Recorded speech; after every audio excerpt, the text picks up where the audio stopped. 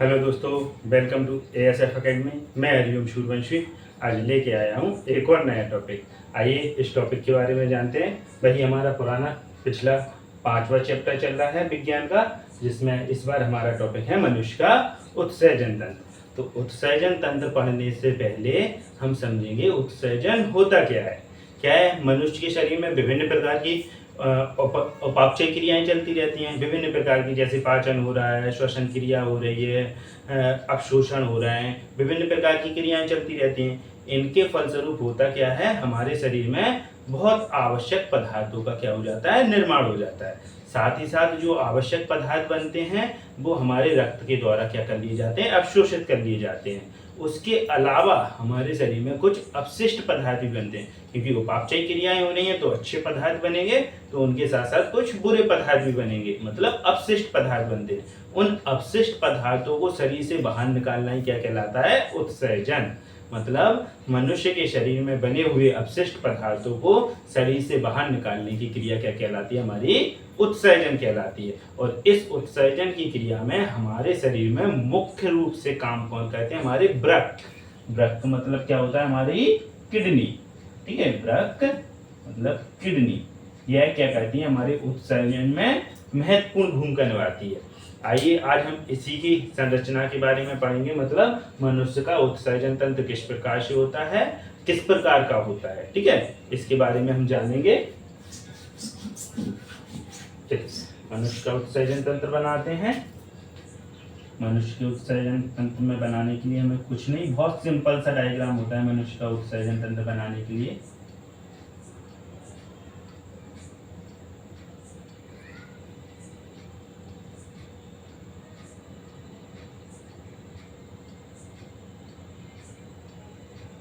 इस तरह की आप बना लेंगे। इसमें क्या होता है, हमारा मनुष्य का जो उत्सर्जन तंत्र होता है वो धमनी एवं शिराओं से मिलकर क्या होता है, बना होता है। किससे मिलकर बना होता है, धमनी एवं शिराओं से मिलकर क्या होता है, हमारा मनुष्य का उत्सर्जन तंत्र क्या होता है, बना होता है।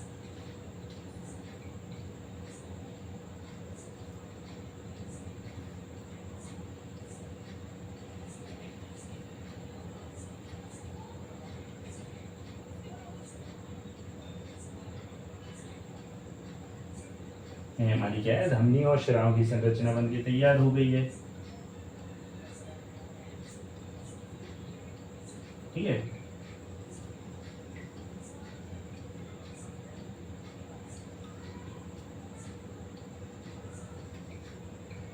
हमारी क्या बनके तैयार हो गई, वृक्क या किडनी बनके तैयार हो गई। नीचे हमारी क्या निकलती हैं, मूत्र वाहिकाएं।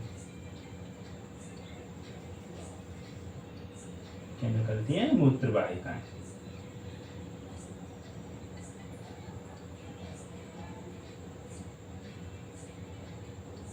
ये हमारी मूत्र वाहिकाएं बन गई। ऐसा ही एक इस साइड बना लेंगे हम।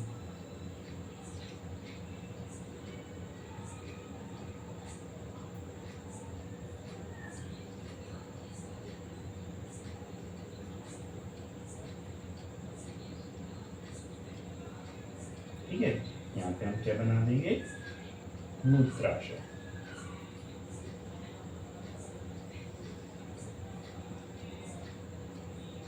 हमारे बनके क्या तैयार हो गया, मूत्राशय बनके तैयार हो गया। चलिए अब इनका नामकरण कर लेंगे हम। इन्हें आप चाहो तो कलर पेंसिल का इस्तेमाल कर सकते हैं, या एक में आप कलर कर दो तो दूसरी हमारी अपने आप दूसरे कलर में मानी जाएगी। ठीक है, चलिए हम इसी को कलर कर लेते हैं।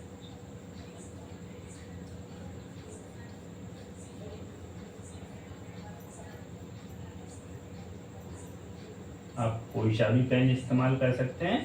अगर आप एग्जाम में इस्तेमाल कर रहे हैं तो कलर पेंसिल का इस्तेमाल करना, और उसमें भी कलर पेंसिल में हमारा रेड कलर यूज नहीं करना है, रेड और ग्रीन। ठीक है, रेड और ग्रीन यूज करने से बचना है हमें पेपर में, चूंकि क्या है, हमारा रेड इंक को यूज नहीं किया जाता है, इसलिए हम रेड कलर यूज नहीं करेंगे। वैसे अगर आप साधारण ऐसे भी बना दोगे ना तो भी आपका चलेगा, और आपने थोड़ा इस तरह से बना दिया तो भी आपका चल जाएगा। ठीक है,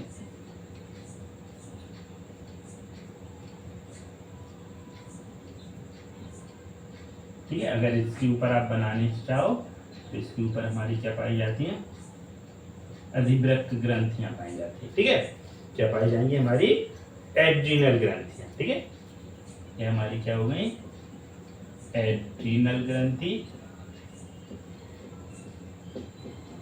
ठीक है, यह हमारा क्या होगा, जैसे पिछली बार हमने बताया था, ऐसे खड़े हो जाओ, यह हमारा दायां भाग, यह हमारा बायां भाग। तो यह हमारा क्या होगा, बायां वृक्क,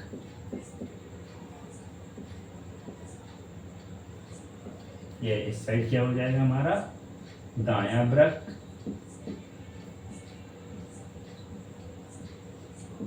यह हमारी क्या हो जाएगी मूत्र वाहिनी, मूत्र वाहिनी,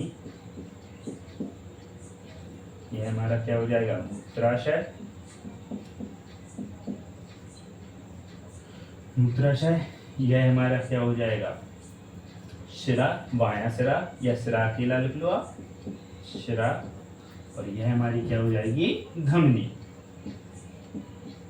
और यह हमारा बन के तैयार हो गया मानव का उत्सर्जन तंत्र। मतलब क्या होगा, हमारे मानव के उत्सर्जन तंत्र में क्या होता है, यह हमारी किडनी होती है। पिछली वीडियो में हमने देखी थी नेफ्रॉन की संरचना, तो हमारा यह किडनी होती है। किडनी को बनाने वाली संरचनात्मक इकाई क्या होती है, या वृक्क को बनाने वाली संरचनात्मक इकाई क्या होती है, नेफ्रॉन। और एक किडनी में हमारे कितने 10 लाख नेफ्रॉन पाए जाते हैं, दोनों किडनियों में 20 लाख नेफ्रॉन होंगे। तो यही नेफ्रॉन फिर इसमें क्या कहते हैं, फिल्टर का काम करते हैं, जो हमने पिछली वीडियो में समझा था कि जो बड़े बड़े पदार्थ हमारे प्रोटीन के अणु होते हैं वो ग्लोमेरुलस के द्वारा छान दिए जाते हैं, अन्य जो सूक्ष्म अणु होते हैं वो छनकर हमारे बौमन संपुट से होते हुए समीपस्थ कुंडलित नलिका, हेनली रूप और दूरस्थ कुंडलित नलिका में जाते हैं, जहां पर जो आवश्यक पदार्थ होते हैं उनका क्या कर दिया जाता है, अवशोषण कर लिया जाता है, और बाकी जो अपशिष्ट पदार्थ होते हैं उसे हम क्या बोलते हैं, मूत्र बोलते हैं, और उसे क्या करते हैं, संग्राहक नलिका में इकट्ठा कर दिया जाता है, जहां से वो कहाँ पहुंच जाती है, हमारी मूत्राशय में पहुंच जाती है। बस वही है हमारा यह वृक्क है, इनमें हमारा क्या आएगा, ब्लड आएगा, ब्लड क्या होगा, फिल्टर होगा, फिल्टर होने के बाद जो अपशिष्ट पदार्थ हैं उन्हें इन मूत्र वाहिनियों के द्वारा क्या है, इकट्ठा करके मूत्राशय में भेज दिया जाएगा। यह क्या होता है, मानव का उत्सर्जन तंत्र। अब इसी से संबंधित आपका एक और प्रश्न आता है कि उत्सर्जन तंत्र किसे कहते हैं, और एक क्वेश्चन आता है वृक्क के कार्य की, मतलब इस किडनी के हमें कार्य बताने होते हैं। तो शुरुआत में हमने जैसे बताया था कि उत्सर्जन क्या होता है, तो मानव शरीर में विभिन्न प्रकार की उपापचय क्रियाएं होती हैं, जिनके फलस्वरूप हमारे शरीर में बहुत उपयोगी पदार्थ बनते हैं। इन उपयोगी पदार्थ के साथ साथ कुछ अपशिष्ट पदार्थ भी बनते हैं।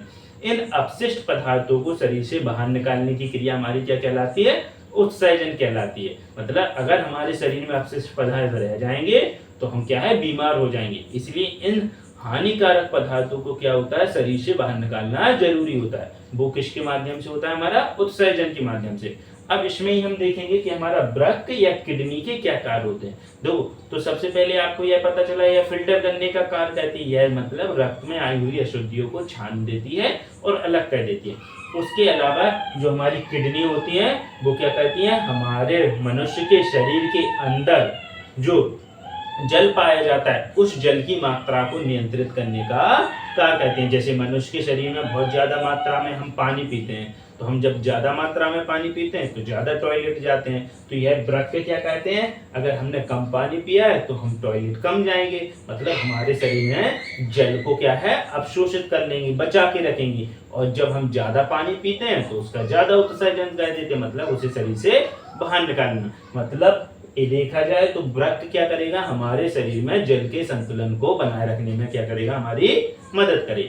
दूसरा कार्य क्या होता है, यह शरीर में अम्ल एवं क्षार के क्या करता है, संतुलन बनाए रखता है। मतलब हमारे शरीर में अम्ल एवं क्षार को के मात्रा का संतुलन भी कौन करेंगे, हमारे वृक्क करेंगे। उसके अलावा कई बार हम क्या है, जैसे दवाइयां वगैरह खाते हैं तो दवाइयों से कुछ साइड इफेक्ट भी हो जाते हैं, ठीक है। तो जो दवाइयों के हानिकारक प्रभाव हैं उन्हें भी कम करने में कौन मदद करता है? हमारा वृक्क करता है। मतलब जो हानिकारक पदार्थ है उन्हें छान कर यह क्या है, बाहर निकाल देगा, मतलब उत्सर्जन के माध्यम से बाहर निकाल देगा और हम कैसे हो जाते हैं, स्वस्थ हो जाते हैं। उसके बाद यह क्या करता है, हमारे शरीर में लवण की मात्रा को भी क्या करेगा, नियंत्रित करेगा। मतलब हमारे शरीर में किसी लवण की मात्रा अधिक हो रही है तो उसका भी नियंत्रण करने का काम कौन करेंगे, हमारे वृक्क करेंगे। तो मतलब शरीर में जल के संतुलन को नियंत्रित कर रहा है, मतलब जल की मात्रा को नियंत्रित कर रहा है। शरीर में अम्ल एवं क्षार की मात्रा को नियंत्रित कर रहा है। शरीर में लवण की मात्रा को नियंत्रित कर रहा है। और जब हम कोई दवाई या रासायनिक पदार्थ का सेवन करते हैं तो उससे होने वाले साइड इफेक्ट से भी बचाता है, साथ में उन हानिकारक पदार्थों को शरीर से बाहर निकालने का कार्य करता है। साथ में हमारे रक्त को शुद्ध करने का तो कार्य करता ही है। मतलब रक्त की अशुद्धियों को छान कर क्या कर देता है, अलग कर देता है। इस प्रकार हमारे वृक्क के कार्य हो जाएंगे। उत्सर्जन के बारे में हमने आपको बता ही दिया कि मानव शरीर में जब उपापचय क्रियाएं होती हैं तो आवश्यक पदार्थों के साथ साथ कुछ हानिकारक पदार्थ भी बनते हैं। उन हानिकारक पदार्थों को शरीर से बाहर निकालना क्या कहलाता है, हमारा उत्सर्जन कहलाता है। और यह हमारे उत्सर्जन तंत्र का कैसा हो गया, नामांकित चित्र। अगर पेपर में आपसे इससे संबंधित जो क्वेश्चन पूछा जाए तो आप आसानी से लिख देना।